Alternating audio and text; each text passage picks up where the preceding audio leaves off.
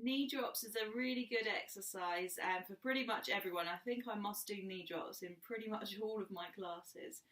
And there's lots of different add-ons and things we can put to knee drops to make it more difficult as your core strength improves. Knee drops works on your pelvic stability, so making sure that as you're moving, we're going to be moving legs, that your pelvis doesn't move from side to side. Having better pelvic stability is good for runners, also cyclists as well. And pretty much everyone who walks around. When we're walking with our feet, we need good pelvic stability. It also helps to strengthen our pelvic floor as well, which is important for women. It's just as important for men as well. So without you realising with this exercise, your pelvic floor strengthens as well. So to do knee drops, you want to set yourself up in a neutral spine position, laying on your back. So all that means is you want to make sure that your feet are hip width apart. So if you think about lining your hip bones with your knees and your second toe, making sure your spine is in neutral position, so hips are level. And if you're not sure how to do that, there is a video you can watch where I go in more depth with that one. So somewhere in the middle so you feel like you're resting level.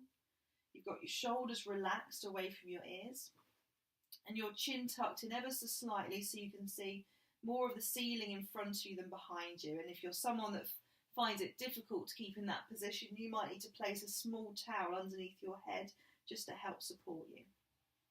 So for knee drops, it's a good idea for this one to have your hands onto your hips, because it's always important that you can feel what's going on with an exercise. So if you place 2 fingers on either side, just have a dig around and you want to find your hip bones. And then as you find them, just place 2 fingertips just onto the inside of your hip bones. And this is what we're going to concentrate on keeping steady. So from here, you're going to gently, lightly draw in through your belly button away from your trouser band. So we're switching on our stabilising muscles. Now keeping that slight connection, let one knee open out to the side and then lift back up again.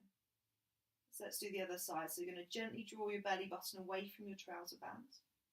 Let your knee open out to the side but maintaining this connection and then lifting back up again. Now, as you're moving this leg, we're not actually working on that leg, we're working on the other side. So making sure that as you bring your knee out to the side, are you able to keep the other hip bone in the same position? And a lot of people I find with this one tend to go too far and they get this movement from their pelvis from side to side. So keep it small to begin with. So we're working on the other hip bone staying still, but also that other knee as well. Are you able to keep your other knee in the same position without it dropping out to the side as well?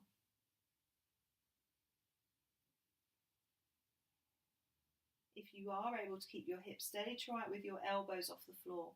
Keep your hands onto your hip bones though, just so you can still feel if there is any movement. It's a little bit harder now that your elbows aren't there to help you.